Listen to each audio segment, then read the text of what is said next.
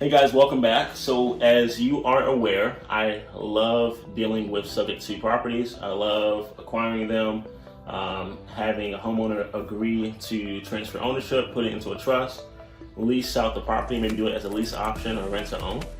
And so once you get that property, you want to know, have an idea, what can you do with it? How can you now transition it from being a vacant asset to something that's occupied and that is performing, right?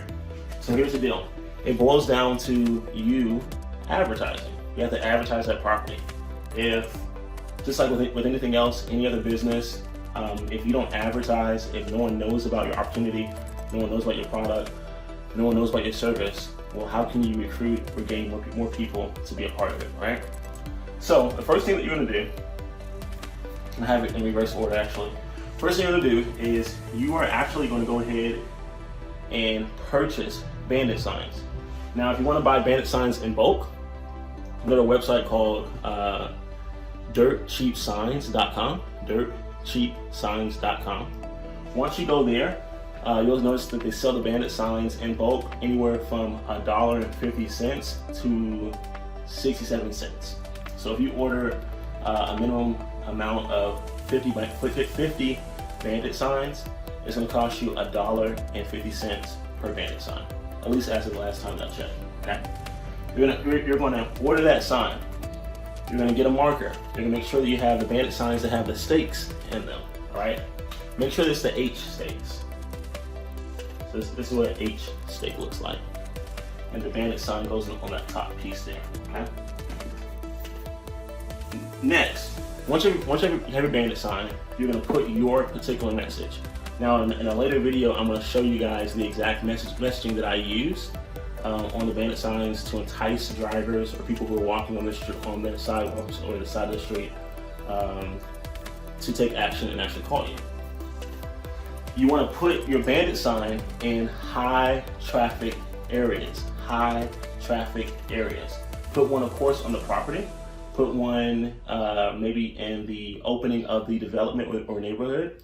Put one on the median.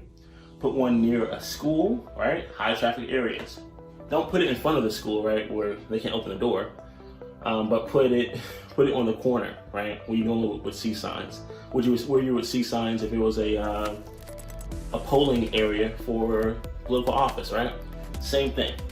You want to go ahead and put that sign near stores. I'll tell you some of the best stores to put your signs near are Lowe's and Home Depot, Menards, and other hardware stores. Perfect place to put there, all right? Why? The reason that I put a lot of signs there and it's very, very successful is normally someone who frequents Home Depot, Lowe's, Menards, and other hardware stores is an individual who is probably what do you think? A contractor. And believe it or not, contractors, most of them, successful contractors, make a large amount of money. Unfortunately, because they have an ebb and flow in their income, so which means that maybe in the winter months they don't work as much, but in spring and summer they work a lot, right? So they have a lot more projects. So their income is cyclical. However, they have additional cash normally set aside because they have a cyclical economy for their business, or seasonal economy. And then two, it's harder for them to actually, it's harder for the regular mom and pop contractor to actually qualify for a mortgage initially, okay? It's easier for people to qualify for a mortgage who have W-2s, and we'll talk about that in a later video. So that's why that's one of the reasons why you want to put those bandit signs in front of a Lowe's, a Home Depot, and repair stores, okay? Next, take pictures of the property, walk through the property with a video. One video of the interior, second video of the exterior. So you should have a folder of pictures, one folder for the video of the exterior, one folder for the video for the interior, okay?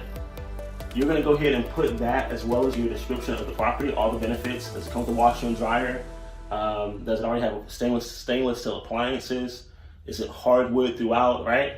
Is it a 2-year new, or is it a new roof? Is it a 5-year roof? Whatever. Put all the benefits written down and put it on a Craigslist post. and you simply will say rent to buy, lease to own, lease option, etc., okay? And put those pictures there. Next, after that, put it on your Facebook page. Now, for some of you guys who are afraid of your family and putting things on Facebook, then go ahead and put it on the Facebook Marketplace. You'll notice that on the Facebook Marketplace, people are advertising businesses, business opportunities, selling TVs, houses, tennis shoes, anything you think of on the Facebook Marketplace. Do the same thing for your opportunity. After you have those three down, you now want to go ahead and reach out to a realtor. When reaching out to a realtor, you have to know, just like a mechanic, all mechanics, all realtors, all people are not the same. And really with realtors, all realtors really are just not the same. What you can do is, we'll talk about it in a later video, but you're going to do research to figure out what realtor or realtors best match what you need, okay? What realtors or realtor best match what you need, best match like who do they serve, who's their demographic, how recently have they done a transaction, all that good stuff. Now, in a rural area, you may ask yourself, well, Leland, if my job is to lease the property, why in the world would I call a realtor? And I would say to you simply, if you've ever been to California or New York or Florida or a lot of other major cities, you'll notice that professionals that have money tend to hire realtors to find places for them to lease or rent. Why do they do that? Because the realtor essentially still gets a fee or commission upon the success of placing their client or at a home. Okay, same thing with your property. All right, you're basically going to say to the realtor, hey, I'm looking for someone who's willing to do a lease option or rent to buy. And keep in mind, they're still renting and they're still leasing. And the realtor will get paid a commission or a fee based on the option money, right? That's how the realtor will earn a commission or the compensation. And finally, MLOs, mortgage loan officers. Mortgage loan officers. Do your research. Find out what mortgage loan officers meet your demographic. You could type your particular property in on Zillow. You scroll to the bottom of Zillow and you look after it shows you all the realtors in that area.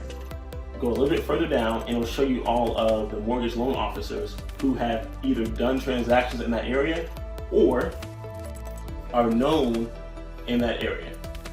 Write the names down. Give them a call.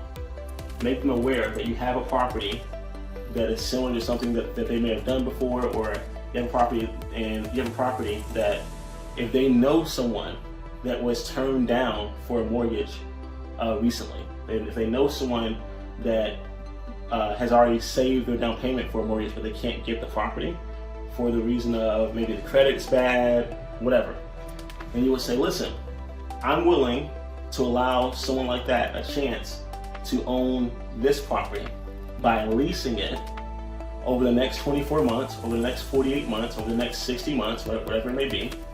I'll allow them to lease it, okay? And I want you to go ahead as a loan officer to have them refinance or buy the property outright within 24 months, within 48 months. That's perfect for a mortgage loan officer. Why? Because that's a lead in their pipeline that will flourish, grow, develop, and be a success 12 months down the road, 6 months down the road, a year, 5 years down the road. So it's good to reach out to at least 5 mortgage loan officers in the demographic of people that you're searching for. 5 for realtors, once again, in the demographic that you're searching for. If your property, here's what I mean by that. If your property is located in an area that is that has demographics of let's say income under $50,000, okay, and let's say that English could possibly be a second language, right?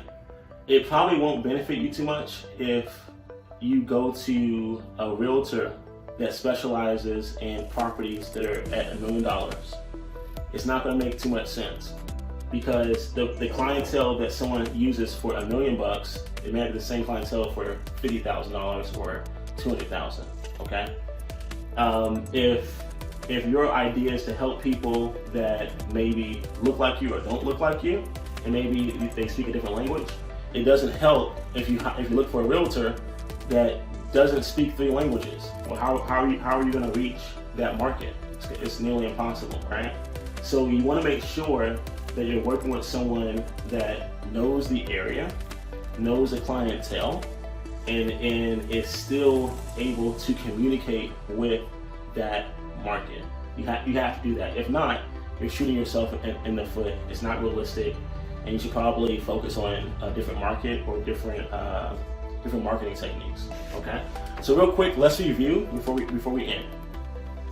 You have your property. It's now time for you to advertise. You want to give yourself at least 20 days. So here's what we do. We want to look for 5 mortgage loan officers, right, that represent that area, however that may be. Demographics, income, language, all that good stuff. High school, middle school, right? You'll figure it out. You know, what kind of family is needed there? A two bedroom, 3 bedroom. Is it a single mom? Is it a mixed family? Whatever. Figure out what that looks like. Same thing for the realtors. You need five realtors. Facebook Marketplace. Once you go ahead and write up your description of the property and add your pictures, your walkthrough picture of the exterior, video of the exterior, and video of the interior. Okay. Craigslist. Same thing. Make your post there. All right. And then finally, or first, get your bandit signs going. All right. That's it. Thank you so much for your time, and I'll see you on the next video.